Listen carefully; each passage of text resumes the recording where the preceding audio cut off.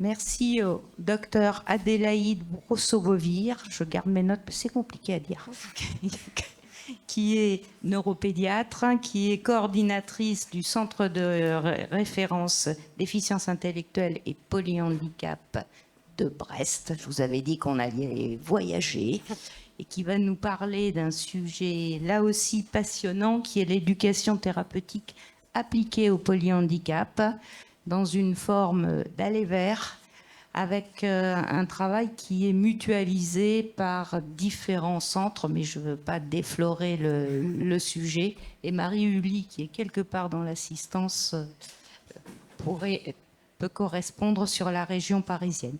Bien, je vais redescendre l'escalier et vous écouter.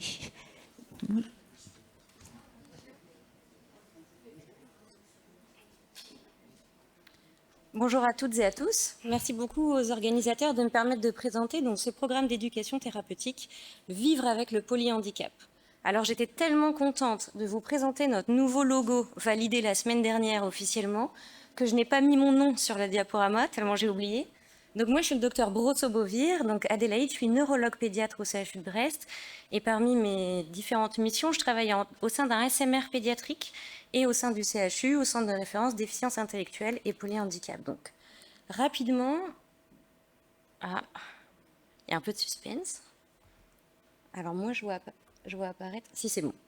Du coup, rapidement, on va reprendre un peu le contexte de la création de ce programme DTP. Comment est-ce qu'on a élaboré le référentiel de compétences? Comment est-ce qu'on a développé nos premiers modules? Je vais vous présenter concrètement l'exemple de Breeze, qui est ce qu'on développe à Brest. Et puis, la relabellisation des centres de référence déficience intellectuelle et polyhandicap a conduit à la réalisation d'un nouveau module sur la nutrition, dont je vais vous parler. Et bien sûr, tout au long de mon propos, à plusieurs reprises, vous verrez l'importance des patients et de leurs aidants pour l'ETP. Alors déjà, qu'est-ce que c'est que l'éducation thérapeutique? Donc selon l'OMS, ça vise à aider les patients à acquérir ou à maintenir des compétences dont ils ont besoin pour gérer au mieux leur vie avec une maladie chronique. Là, on voit toute l'importance que ça peut avoir pour nos patients et leurs familles qui vivent avec un polyhandicap. C'est un processus continu et permanent en fonction de l'histoire de la personne qui va prendre en compte ses besoins, ses motivations, l'observance quand elle est possible.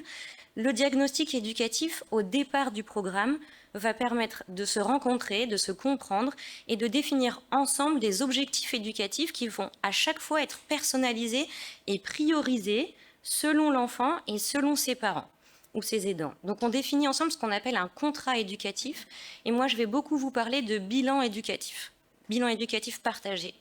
On met ensuite en place des actions, les familles participent à des ateliers et puis on évalue les compétences acquises pour savoir la pertinence du programme et ce que les aidants en ont retenu. Donc d'un point de vue un peu général, ça fait suite à un appel à projet de la DGOS en lien avec le plan national maladie rare 3 qui disait qu'il faut ouvrir les séances de TP à des thématiques multiprofessionnelles et permettre aux aidants et à la fratrie d'y avoir accès. C'est comme ça qu'une première version de réponse à l'appel à projet a été rédigée, initialement par les 3 centres historiques polyhandicap qui étaient Necker, Marseille et Brest. Donc un projet piloté par la filière déficience, avec l'obtention de l'appel à projet en 2020 au niveau national pour la DGOS. Et à Brest, on a eu la chance, via la fondation Groupama Vaincre les maladies rares et le fonds de dotation Innovéo, qui est le fonds de dotation de notre CHU, d'obtenir un financement complémentaire qui a permis de payer concrètement l'activité de Carole Corbel, qui est l'infirmière de coordination de Brest, et du kinésithérapeute Gilles Thomas. Donc, au départ, on avait plein d'idées. On s'est dit, qu'est-ce qui émerge des idées de docteur, qu'est-ce qui semble pertinent pour les familles? Donc ça, c'est un travail du docteur Denou à Marseille, qui a formulé, à partir des ateliers qu'on avait imaginés, un questionnaire pour des familles. Donc nous, notre objectif sur nos premiers modules, c'était pouvoir être un acteur de la prévention et de la prise en charge des déformations neuro-orthopédiques de son enfant, et également de l'encombrement respiratoire. Donc meilleure connaissance et compréhension du polyhandicap, de la dynamique de l'atteinte fonctionnelle, parce qu'elle va évoluer dans le temps, à la fois au niveau moteur et au niveau respiratoire, de la fragilité médicale donc de ces patients, et puis être capable d'acquérir, en fonction de ce que l'on souhaite, des stratégies d'auto-rééducation guidée, d'auto-soin, pour mieux prévenir et gérer les facteurs du surhandicap, dans l'objectif final bien sûr, d'avoir une plus grande autonomie pour le patient, sa famille, et donc une meilleure qualité de vie. Donc, Docteur Desnoux, elle a pris 10 familles avec un patient porteur de polyhandicap qui ont répondu au questionnaire. 100% des parents étaient intéressés par ce qu'on proposait. Les bénéfices qu'ils imaginaient, l'autonomie, améliorer leurs connaissances et diminuer leur stress et l'anxiété face aux situations d'urgence. Qu'est-ce qui pourrait freiner la vraie vie, c'est-à-dire la distance à l'hôpital, l'organisation concrète pour venir aux ateliers et bien sûr l'état de santé de l'enfant qui fluctue? Ils nous ont permis aussi de repenser un peu ce qu'on avait imaginé. Donc nous, les docteurs, on s'était dit, il faut faire un registre d'autosurveillance. Les parents, ils vont noter ce qu'ils ont compris, quel type d'examen, enfin quel type de soins, d'auto-soins ils ont mis en place à la maison, notamment pour les déformations neuro-orthopédiques. Ça, ils nous ont dit, non, ça c'est nul, on ne fera pas le registre d'autosurveillance. Et puis, tous ont pointé quand même quelque chose qui cliniquement a beaucoup de sens, l'intérêt d'ateliers âge dépendant. Parce que évidemment, ce n'est pas du tout la même chose de parler de déformation neuro-orthopédique à des parents qui ont un bébé extrêmement hypotonique qu'à des parents d'un grand de 14 ans qui a déjà une tétraparésie. Et les déformations, l'enjeu ne va pas du tout être le même. C'est la même chose si on imagine qu'on va faire de la prévention respiratoire à un bébé, comment est-ce que je mouche mon bébé, que des techniques d'aide à la toux pour un grand de 13 ans polyhandicapé. On a discuté modalité. Alors, toutes les familles étaient d'accord sur l'idée que quand même utiliser des outils de notre époque, c'était bien. Donc, webinaire, alterner le connecté et le présentiel. Mais 80% disaient, on aimerait bien faire des réalisations de séances en groupe pour pouvoir échanger entre nous. Et ils étaient d'accord pour tous les supports qu'on a proposés. Images, photos, vidéos, livrets d'informations, brochures, témoignages de famille. Donc, concrètement, le début du programme, c'est ça. Ça commence par notre réponse à l'appel à projet de la DGOS de 2019. Et ben, on a obtenu un refus. Vous vous souvenez, le titre, c'était « Ouvrir l'ETP aux fratries et aux aidants ». Et ben, ça nous a été refusé parce que la façon dont on l'avait rédigé, on nous a dit c'est trop centré sur les familles. Il faut recentrer votre propos sur la participation du patient avec un polyhandicap. Donc, très bien. Donc, on a réécrit le contenu de notre texte formulé de la bonne manière. On l'a obtenu en 2020. On a conçu les modules au sein de chaque équipe. On a validé avec le référentiel de compétences que je viens de vous présenter. On a fait relire par des familles partenaires pour être sûr que ce qu'on avait écrit ne leur semblait pas complètement hors sol. Et puis, on a fait relire par des experts. Moi, je ne suis pas pneumopédiatre. Et à Brest, le programme qui a été développé, c'est lutte contre l'encombrement respiratoire. Donc il y a une relecture en interne par les médecins et les spécialistes comme les kinés pour chaque sujet, et puis une relecture après intercentre pour être sûr que ce ne soit pas la culture de Necker, la culture de Brest, mais bien quelque chose qu'on puisse diffuser au plus grand nombre. Donc une validation au sein de chaque CHU et en inter-CHU. On a déposé nos dossiers à l'ARS, et puis ça a pu débuter en 2023. Concrètement, au début, quand on discute de nos ateliers, ça correspond à ça, un tableau blanc où on note toutes nos idées. Et puis, grâce à la filière et au support, on a créé des outils en coordination nationale. Et là, vous avez le support que les familles remplissent, c'est le bilan éducatif partagé. Donc, c'est quelque chose de très ambitieux. Vous voyez, on appelle ça la fleur. Nous, on dit toujours que c'est une fleur. Et Carole Corbel, par exemple, à Brest, l'infirmière de coordination, elle va questionner avec les dents présents comment est-ce que vous vivez avec la maladie de votre enfant, l'accompagnement social, la douleur, la respiration, mais aussi le sommeil, l'épilepsie, les troubles du comportement.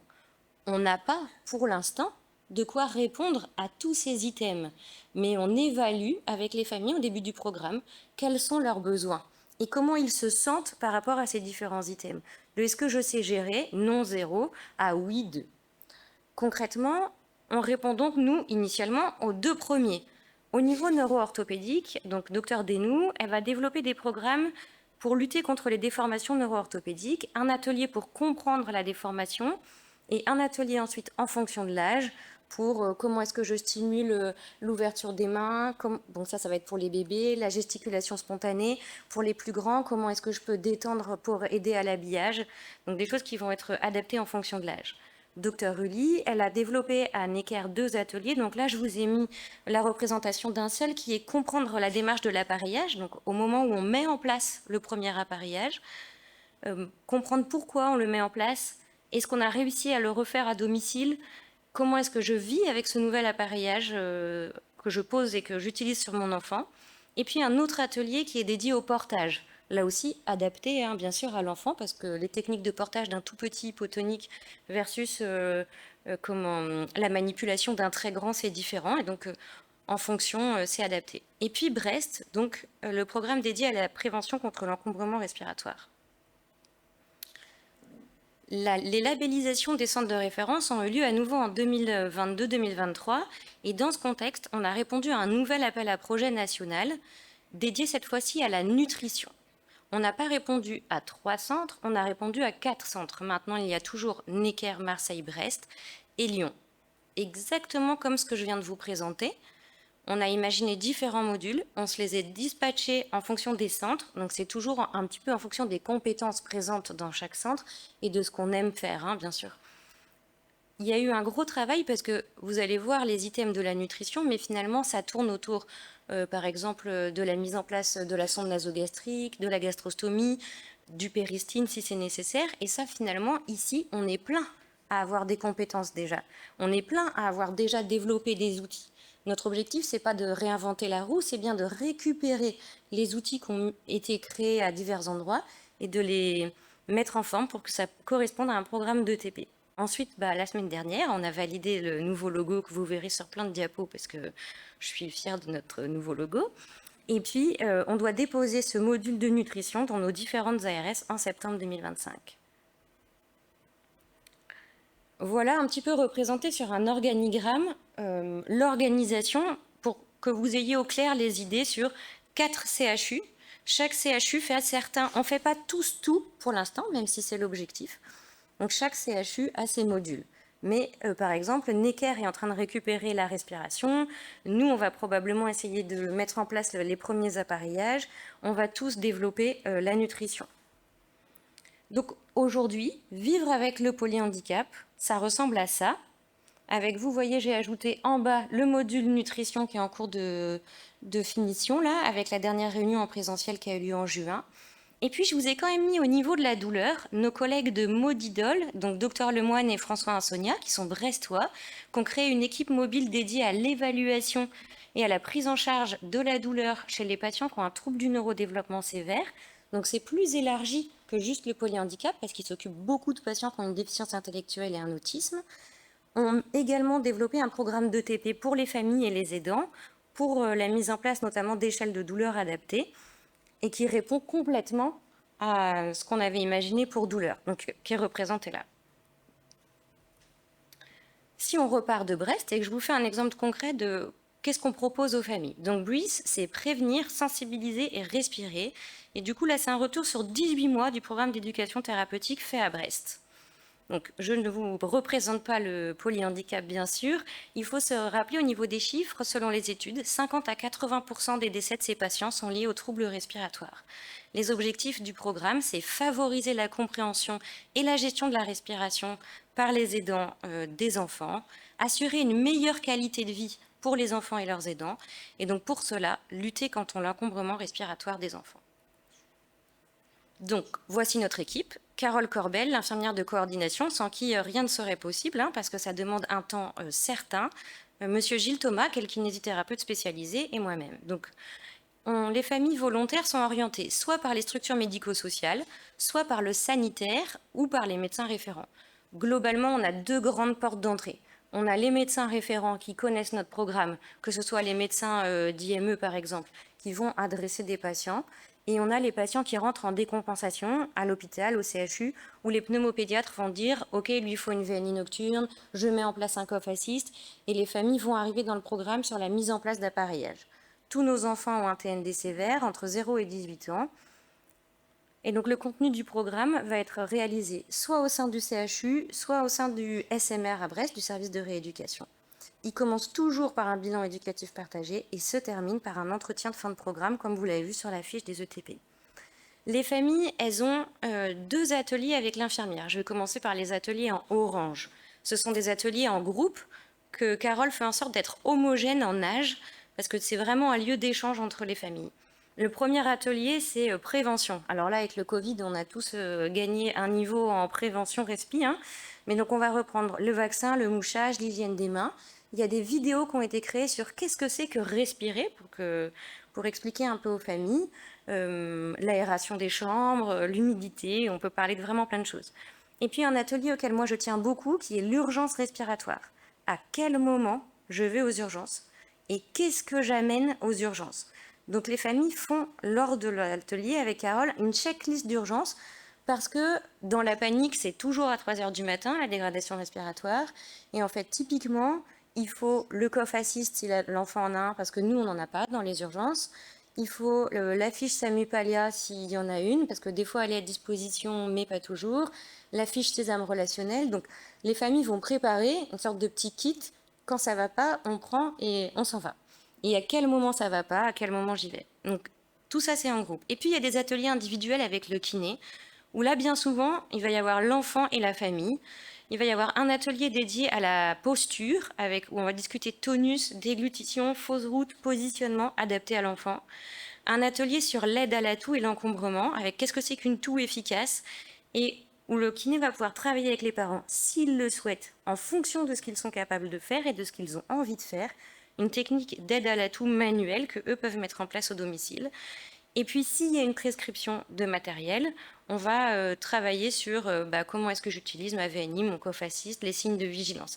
Avec des choses très concrètes, mais Gilles, il se filme en train d'allumer la machine, puis avec le téléphone des parents, parce qu'il ne faut pas avoir à envoyer une vidéo, ça à l'hôpital c'est très compliqué.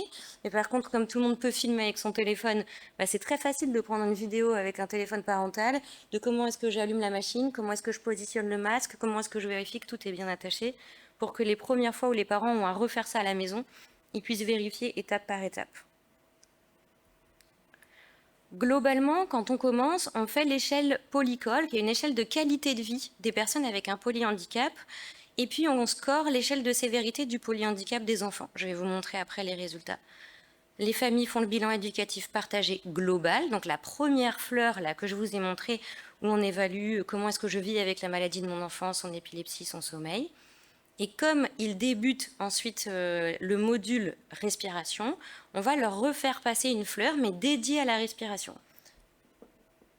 Alors, je pense que vous n'arrivez pas à lire, mais ça va de « je sais nommer les différentes phases de la respiration, les différents types d'infections respiratoires, les signes d'encombrement, les gestes pour aider mon enfant à mieux respirer, je sais utiliser le matériel prescrit, je sais qui consulter et quand consulter, je sais ce qu'il faut mentionner pour une bonne prise en charge de mon enfant en hospitalisation ».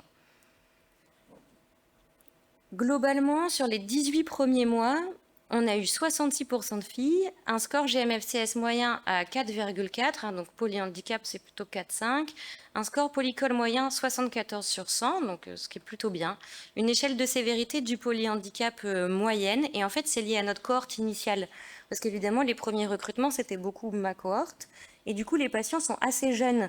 Vous voyez, il y a 60% des patients qui ont moins de 6 ans, et 40% qui ont plus de 6 ans. D'où ils viennent ces enfants? À 34% du SMR, à 54% du milieu hospitalier. Et puis moi, je suis très fière de nos 3% de domicile, là, parce que ça, c'est de bouche à oreille.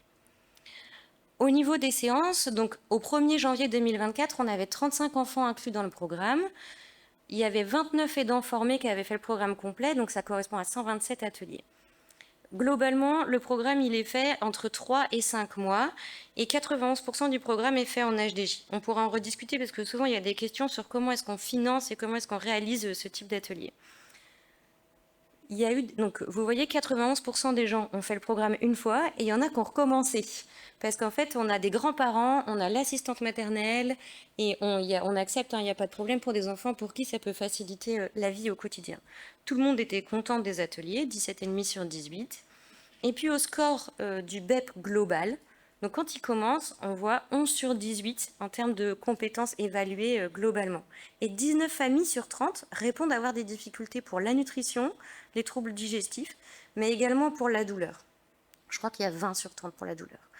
Le plus intéressant, c'est le score du BEP respiratoire moyen. Donc, quand ils font la première fois la fleur sur comment est-ce que je maîtrise au niveau de la respiration, vous voyez, c'est le résultat bleu.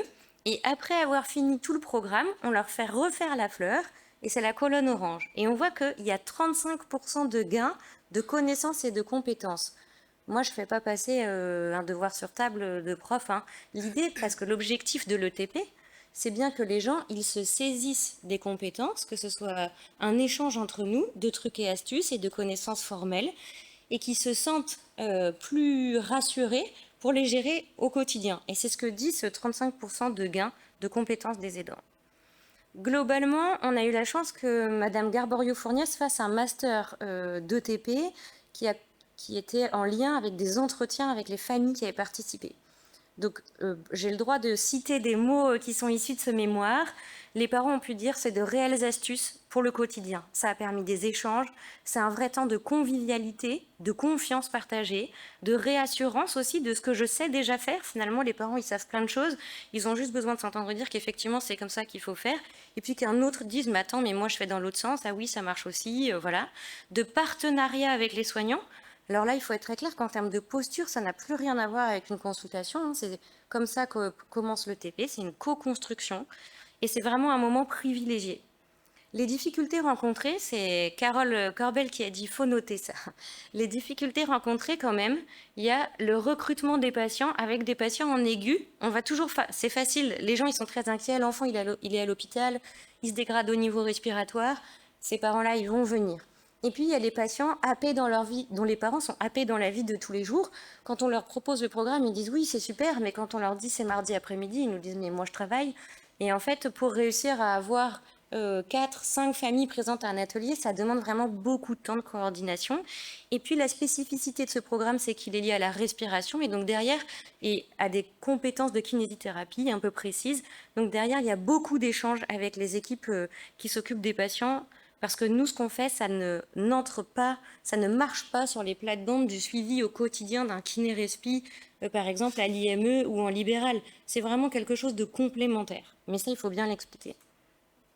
Et donc, les perspectives pour ce programme d'éducation thérapeutique, il y a l'intégration de familles partenaires, et donc ça, c'est en cours à Brest, qui vont participer, vous allez le voir pour la nutrition, les familles ont participé à l'ensemble, c'est-à-dire qu'elles ont imaginé les ateliers avec nous, qu'elles ont participé à la rédaction des modules et des conducteurs de séance, et qu'elles vont faire passer les ateliers avec nous. Évidemment, il y a une traduction du contenu de certains de nos ateliers en FALC, hein, facile à lire et à comprendre, ce qui est utile autant pour certaines familles, et surtout les familles allophones, hein, qui vont moins bien parler français, et pour qui ça va être très bénéfique. Donc l'objectif du déploiement du module nutrition, c'est deuxième semestre 2025, on y est. Globalement, vous voyez, il y a la nutrition, la santé orale, qui moi me tenait beaucoup à cœur, c'est quoi une bouche saine et comment est-ce qu'on brosse des dents. Et puis au niveau digestif, constipation, reflux, péristine. Le psychosocial, donc qui est une phase hyper importante de l'ETP, il est intégré à l'ensemble des modules. Il n'y a pas d'atelier spécifique, c'est bien dans tous les modules. Alors ça, c'est pour ceux qui veulent, parce qu'on a fait une petite vidéo pour expliquer la respi. Et puis, au niveau nutrition, donc tous les items qui vous sont présentés là sont abordés en atelier, mais tout a été renommé parce que ça a été revu à la dernière réunion. Globalement, vous voyez, il y a la physiopathologie de la déglutition et donc les fausses routes, l'alimentation péros, c'est un énorme module, comment manger sereinement et avec plaisir, qui va de la posture de l'enfant, la texture dans l'assiette, l'importance de la convivialité des repas, du plaisir de l'enfant et de l'aidant, ce côté hyper important pour nous socialement, hein, du temps à table avec nos enfants. Et puis après, il y a tous les aspects plutôt techniques. Et donc ça, c'est ce que les soignants pensent. Et ça, c'est une maman qui le transforme en BEP et qui nous aide à concevoir la fleur. Et donc, il va dire, il faut identifier les risques et les complications des reflux et des fausses routes, adapter le contenu de l'assiette, dépister les troubles du transit, être autonome dans le quotidien pour le matériel et la logistique du matériel. Elle nous a dit c'est important de mettre logistique. Gérer la surveillance de la nutrition, poser le matériel, effectuer les bons gestes bucco-dentaires pour une bonne santé orale. C'est en rouge parce que les dentistes ont revu la phrase qu'on avait mise. Nous, on parle beaucoup de bucco-dentaire et en fait, les dentistes, ils disent santé orale. Et donc, je vous présente cet atelier parce que, typiquement, pour moi, c'est ça le rôle de l'ETP. En fait, l'ETP, c'est de la prévention. Et nous, quand on s'occupe tous de grands patients polyhandicapés, on voit l'importance de la santé orale, puisque ça va conduire à des blocs, sous-âgés, pourvoyeurs de douleur, enfin, ça va être pourvoyeur de douleur, c'est compliqué de trouver un dentiste, d'accéder à des soins adaptés à nos patients. Et donc, finalement, je me dis, si un jour, dans le développement de ces enfants. Les parents, ils ont entendu à quel point c'était important d'essayer de brosser les dents de leurs enfants. On sait bien qu'il faut qu'ils respirent la nuit, qu'ils ne convulsent pas le jour, qu'ils passent l'alimentation par la GPE, qu'ils fassent la kiné 4 fois par semaine. Il y a plein de choses. Alors brosser les dents, on comprend que ce soit pas du tout la priorité, mais peut-être une fois l'entendre, c'est pas mal. Donc le premier atelier, là l'âge a été mis à 6 ans parce que les dentistes nous ont dit il faut qu'il y ait dents définitives, d'enfants de lait, dents de lait. Donc c'est des ateliers qui ont été testés en binôme d'abord chez des grands. Là ça a été fait le 17 mars, vous voyez, à Brest. Donc c'est dentiste et Carole Corbel, l'infirmière de coordination. Et puis l'atelier aura lieu au CAMS pour les plus petits le 4 juillet. Globalement, il n'est jamais trop tard pour commencer à brosser les dents de son enfant. On ne peut pas faire de mal, même si ça saigne, il faut continuer. L'important, c'est le bon geste et le bon matériel. Donc ça, c'est vu pendant les séances d'atelier. D'anglais et dents définitives, c'est discuté aussi. Dans tous les cas, on brosse et on adapte la quantité de dentifrice à l'âge de l'enfant. Et les dents ne se lavent pas, elles se brossent. Moi, j'ai appris plein de choses que je ne savais pas, même pour nos enfants, quand tout va bien. Et donc, cet atelier, quand il a été pensé, il a été rédigé avec des dentistes, mais il a surtout été rédigé avec les orthophonistes dédiés aux troubles de l'oralité du SMR pédiatrique, les médecins des troubles de l'oralité, et il a été relu par tous les orthophonistes du CAMS de Brest, qui voient les plus petits. Et alors, je ne sais pas si j'ai le temps, 25 minutes, donc je pense que j'ai le temps. Je voulais vous montrer une vidéo, typiquement la filière déficience nous permet de développer des outils qui vont être utilisés dans les ateliers. Et donc là, je vous ai mis une vidéo explicative qui vient d'être validée. Merci. Comment prévenir la fausse route chez mon enfant?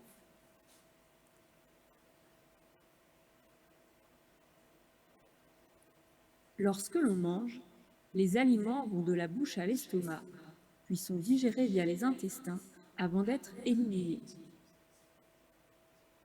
La première étape concerne donc la déglutition, qui implique des mécanismes à la fois contrôlés et d'autres spontanés.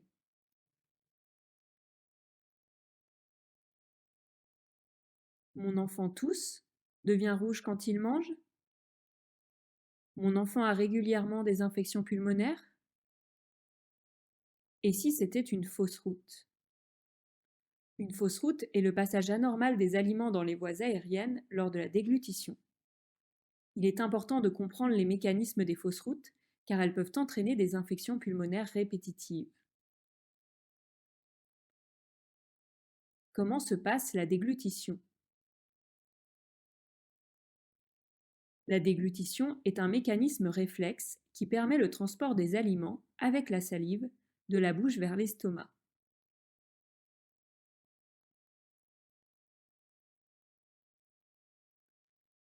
La déglutition se fait en 3 temps. Le temps buccal, de la bouche à l'arrière de la gorge.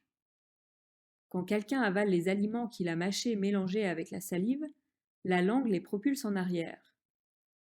La déglutition se déclenche par l'élévation du plancher de la langue.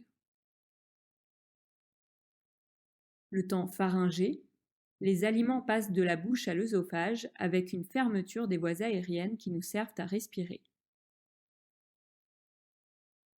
Le temps œsophagien, l'œsophage s'élargit et petit à petit, les aliments avancent vers l'estomac.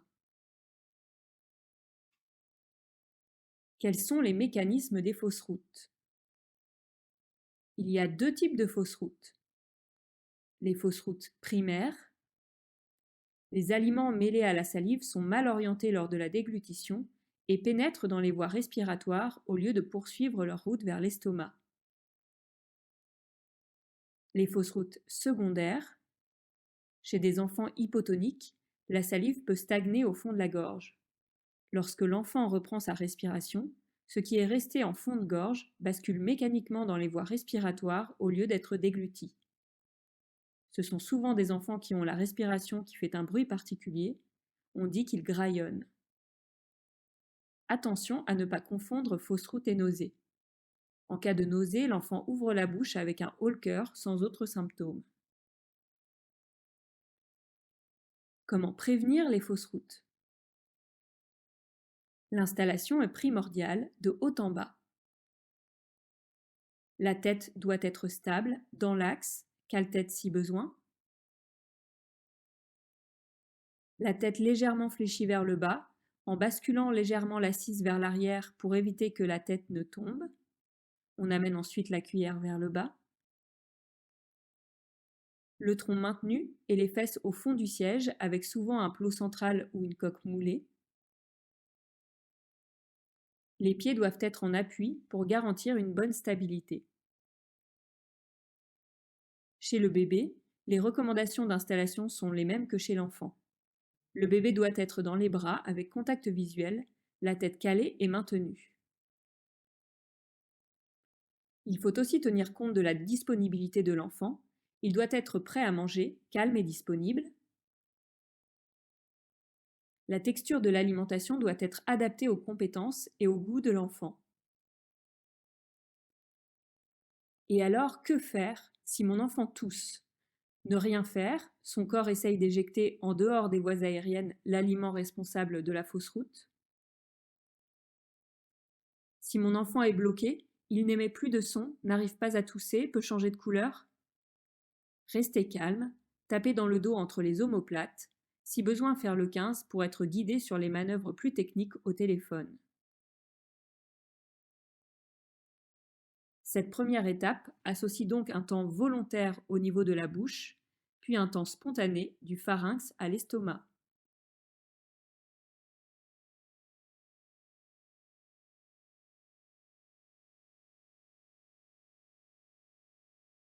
Donc ça, c'est l'exemple d'un outil qui a été créé avec des médecins, des orthophonistes, des ergothérapeutes et évidemment Clémentine Marot qui fait les dessins et dont vous entendez la voix et qui transforme notre synopsis, tout ce qu'on écrit, en ces magnifiques dessins-là. Et c'est utilisé au sein des ateliers comme un outil pour expliquer aux familles ce qu'on va, et reprendre notre propos, parce que rien ne vaut ce type de vidéo qu'ils vont d'ailleurs pouvoir revoir à domicile si besoin. Donc là, c'est une des premières qui arrive pour la nutrition, donc la fausse route, mais il va y avoir par exemple le RGO qui est très très bien montré aussi, et ça c'est plus facile de comprendre. Donc je pensais important de vous présenter les outils qui étaient à disposition des familles. On a évidemment des fiches techniques qu'on va leur laisser à la fin de chaque atelier. Chaque équipe a développé aussi des outils qui ont été validés par les autres équipes. Et du coup, je voulais remercier quand je vous présente tous ces éléments, les enfants et les familles qui participent. Donc là, c'est une série d'ateliers brestois. Toutes les équipes des différents CRDI et polyhandicap qui conçoivent avec nous les ateliers. Et puis Carole, qui est la fourmi qui permet à tout ça de fonctionner sans souci. Merci beaucoup.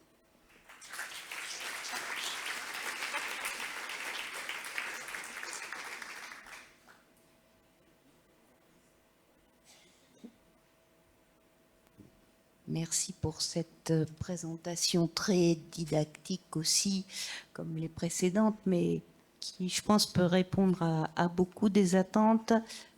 Moi, j'ai plein de questions. Est-ce que vous formez les professionnels aussi? Parce que des fois, alors, ça, on peut se poser des questions et les aidants professionnels. Alors, ça a été demandé, la formation des professionnels, notamment par des kinésithérapeutes d'IME qui nous ont sollicité pour venir participer aux séances avec Monsieur Thomas. Donc, au départ, on a dit non, parce qu'on s'est dit que c'était vraiment un lien, un temps privilégié avec les familles. Et là, ce qui est en train d'être mis en place, supervisé par le docteur Griffon à Necker également, qui est pneumopédiatre, c'est de mettre un MOOC dédié aux professionnels. En fait, les parents, quand ils rentrent dans le programme ETP, ils ont un code d'accès à une plateforme où il y a toutes les vidéos, les outils qu'on va utiliser à l'ETP. Et sur cette plateforme, on va mettre des vidéos qu'ils pourront transférer à leur kinésithérapeute, que les kinés pourront regarder eux aussi si besoin. Alors, il y a des demandes sur votre...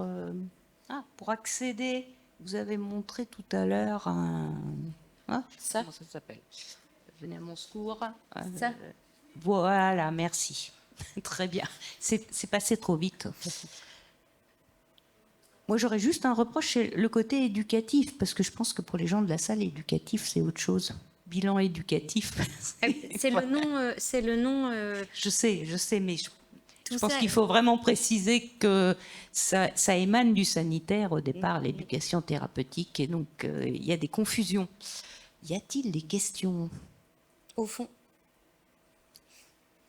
j'arrive vers vous.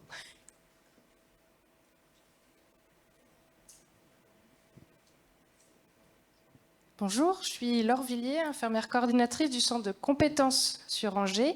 J'avais une petite question par rapport à la construction de l'ETP et sur sa validation du fait que ce soit alors à destination de l'enfant polyhandicapé, mais surtout de son aidant. Et comme ça a un intitulé éducation thérapeutique du patient, comment vous avez fait pour le faire valider? Eh bien, c'est de l'éducation thérapeutique pour un patient avec polyhandicap et ses aidants. Donc, ce sont les enfants, en fait, enfin, c'est toujours les enfants qui entrent au sein du programme. Ok. Et ceux qui bénéficient du programme sont les parents. Après, sur certains ateliers, les enfants sont présents. Typiquement, les ateliers en individuel avec le kiné, aide à l'atout et posture, il faut qu'ils soient là. Après, il y a d'autres ateliers où ils ne le sont pas. D'accord, vous n'avez pas eu de réticence Ça a été un jeu d'écriture. Ok. Et alors, du coup, en Bretagne, on n'a eu aucun problème avec notre ARS régionale. Il faut être très clair, à Marseille, notre collègue, elle a eu des soucis. Elle a eu des difficultés à déposer. Ok, on vous posera des questions si un jour on a besoin. Merci. D'autres questions? Je pense que tout était... Oui, bonjour. Moi, alors, je suis donc maman d'un jeune homme qui a 26 ans. Et alors, je ne sais pas si c'est l'euphorie de la fin de la formation, mais j'ai bien envie de venir vous embrasser parce que vraiment, j'aurais tellement bien aimé avoir accès à cette formation qui reprend un peu une bonne partie de toutes les galères qu'on a vécues avec les machines qu'on nous dépose à la maison sans nous expliquer comment ça marche, que ce soit l'aspirateur trachéal, que ce soit le Couga Assist qui est censé être expliqué pas par le technicien mais par le kiné, sauf que le kiné n'en a jamais vu et ne sait pas comment ça marche. Donc en fait, on doit se débrouiller sur tout, et que ce soit au niveau de la nutrition, etc. Voilà, moi je sais qu'on a failli perdre notre fils plusieurs fois pour des problèmes vraiment qui peuvent être améliorés par rapport à ça. Et effectivement, on a dû apprendre à tout faire. Et enfin, tout faire, à faire vraiment beaucoup de choses, que ce soit la kiné-respi, que ce soit effectivement les aspirations, les changements de boutons de gastrostomie, tout ce qu'on veut tout seul. Parce qu'évidemment, quand on a un problème, c'est jamais le moment où le professionnel est disponible. C'est toujours le week-end, les jours fériés, au beau milieu de la nuit, que le bouton de gastrostomie part, que l'encombrement est à son maximum. Et malheureusement, quand on a un enfant qui est très encombré, il ne peut pas attendre d'avoir 3 séances de kiné-respi par semaine. Il en a plutôt besoin de 4 ou 5 par jour. Et que voilà, c'est vraiment, je trouve que c'est vraiment super. Et il y a vraiment un besoin incroyable. Donc voilà, vraiment, merci. Ça me fait vraiment du bien de voir que vous mettez en place toutes ces choses. Et vraiment, j'espère que ça sera vite généralisé. En tout cas, merci beaucoup. Merci. Merci beaucoup pour votre retour. Je voulais savoir si le film sur la déglutition, il y avait moyen de l'obtenir facilement, parce que je le trouve particulièrement bien fait. Alors, pour les partages d'outils, en fait, ces outils appartiennent à la filière déficience, comme c'est elle qui participe à leur réalisation. Et donc, on est en train de créer des mallettes. Ça existe déjà, la filière a d'autres programmes de TP, donc qui sont moins le sujet aujourd'hui, mais par exemple, il y en a une qui s'appelle l'aventure administrative. Je crois que ça parle quand même à beaucoup de monde ici. Et puis sinon, par exemple, il y a Explore tes potentiels pour des patients qui ont une déficience intellectuelle légère, où là, ce sont les jeunes eux-mêmes qui vont à l'ETP. Et ces programmes ETP, ils en ont créé une mallette qu'on peut réclamer à la filière et à l'intérieur desquels il y a les outils et comment on a fait les conducteurs de séance. Notre programme, il est en train d'être transformé en mallette. Donc pour l'instant, le module respi c'est bien avancé et comme le module nutrition, on est en train de l'écrire, on l'écrit de telle manière qu'il puisse être récupéré. Mais on ne peut pas séparer les outils qui sont purement des outils qui ont été créés pour le programme du reste. Voilà. Moi, j'avais une dernière question avant de passer la parole. Ces programmes d'éducation, on les faisait mais beaucoup moins bien lors de séjours de répit ou lors d'hospitalisation, après la rééducation, après une arthrodèse, après, etc. Et est-ce que c'est aussi possible de les faire pour un seul parent, même s'il n'y a pas d'échange Parce que j'imagine qu'on n'a pas forcément tout de suite, dans les 15 jours qui suivent, Alors oui, un volume de parents adéquat. alors tout à fait. Donc typiquement, tous les centres font, notamment pour la nutrition, par exemple la pause d'une GPE. Et ben, tous les centres ont mis en place un atelier, enfin, ou une explication, un temps informel avec une infirmière ou la stomathérapeute, ou voilà, pour comment est-ce que j'utilise ma GPE, le prestataire, tout ça. Et en fait, là, on vient juste formaliser la chose. Et alors, par contre, Madame Corbel dirait quand même la façon d'aborder le sujet est différente parce que sur un atelier d'ETP, il y a vraiment une posture qui est un peu différente que parce que elle est sur un autre temps. L'infirmière qui va expliquer la GPE à un parent de tout petit à qui on a posé la GPE, puis après elle va faire l'atelier et elle dit tu sais Adélaïde, c'est quand même pas la même façon d'aborder les familles en atelier. Pour répondre à votre question, oui, parce que souvent les ateliers dont ces enfants-là ont le plus besoin, ça va être des ateliers individuels, typiquement pour la respi. Les ateliers, ils sont faits au CHU parce que l'enfant, il est en réa et que pour sortir de réa, il faut mettre le coff assist ou dans un service de pédiatrie classique. Donc là, Gilles, il va avoir les enfants en réa, alors que l'atelier prévention et checklist d'urgence, bah, ça peut être fait 2 mois après, effectivement, quand il y a le groupe nécessaire. Donc c'est un peu déconstruit, ça nécessite de suivre.